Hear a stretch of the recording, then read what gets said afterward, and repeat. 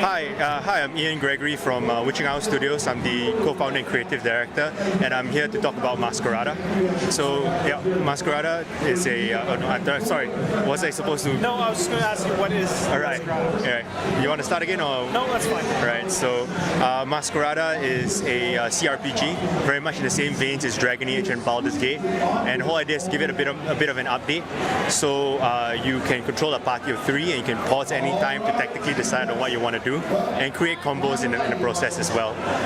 It's about 15 to 18 hours long, and it's fully voiced all the way through. And we've got a great cast. We've got people like Matthew Mercer, Jennifer Hale, Felicia Day voices the character as well. I just finished playing the demo. It felt very Victorian, very hence Masquerada. Masquerada. Now you said you based this originally on a D&D campaign you used to run with your friends? Yeah, so it was actually motivated by the fact that if you play Dungeons and Dragons, right, you'll notice after level 8 or 9, all the magic users get nearly godlike, and the non-magic users are kind of in the gutter.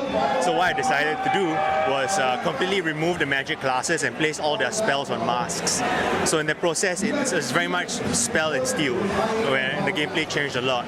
And the reason for like the Venetian stylings is that I actually spent some time in Venice when I was traveling around, and I remember going around half drunk in the canals fighting with wooden swords, and that kind of was the basis of what the game was going to be. And when we put it all together, we get Masquerada. So it's a single-player game? It is a single-player game.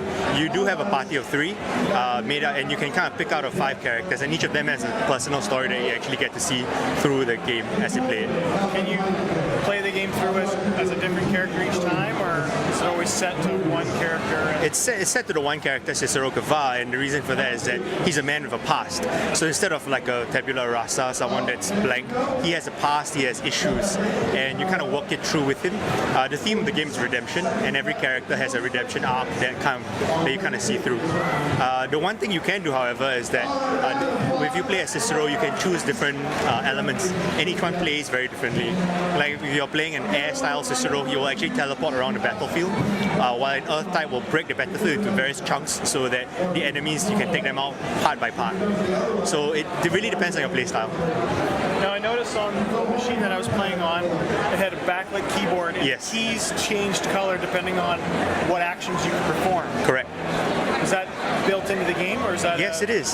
So Razer, who manufactures the laptops and actually the keyboards as well, have this system called Chroma, and it actually allows you to put data on the keyboard visually telling you what's going on. And so one of the co-founders of Razer is actually Singaporean. So by that extent, they have given us a few keyboards to work from. So yes, every time you can do something, the keys will change colors. So depending on the character you are, the keyboard will be a different color. It'll tell you what's available. It'll tell you when a skill has a skill's cooldown has ended. When you use a mask ability, there'll be a ripple across the keyboard. Even if you noted at the top right-hand corner, the health and mana is actually displayed, and it will actually light up and diminish based on what's happening to your character as well. I didn't notice that. I was too focused on the action to notice that. Yeah.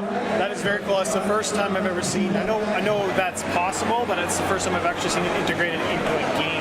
Yeah, that's amazing. Yeah, it's a very fun technology, and we're very glad to have been brought on board to actually explore this new thing. Yeah, so if you have like any Razer keyboard, right, and this one's a bit lighter because only the numbers light up. Right. But if like a proper Razer keyboard, around the keys they light up as well. So it's actually visually very stunning to see it change as you're playing. Every time you switch a character, like each of them has like a base color that actually you get. So it's really quite fun to play with. What's the replayability like once you've gone through the 18 hours and you beat it? Yeah. You replay it again and change things, make it a little different? So we actually have a new game plus that's planned, and with that we're doing something a bit different. Aside from the enemies being having a little bit more health, a few more abilities, you can actually use Cicero with all 4 elements. So you can actually mix and match things that was not possible. So it's a new game plus. Yeah, that would be probably the next thing that people will enjoy down the road. Anything beyond Past that, I will say that Masquerada was always written to be a duology. So we're an indie company out of Singapore, and we wanted to be able to put something of value out there first before really expanding on it. So it's a linear game for now, but we're presenting you a world that we are hoping that you love, so that it gives us the opportunity to build something bigger and better after this. Nice. Yeah. Platforms it's available on? So Steam and GOG first, and sometime early next year we'll be doing PS4 as well. Xbox One or anything like that? We have some kits, but we are trying to get the technology, trying to learn the technology before we make any promises. All right, well, thank you very much. Yeah, thank you so much.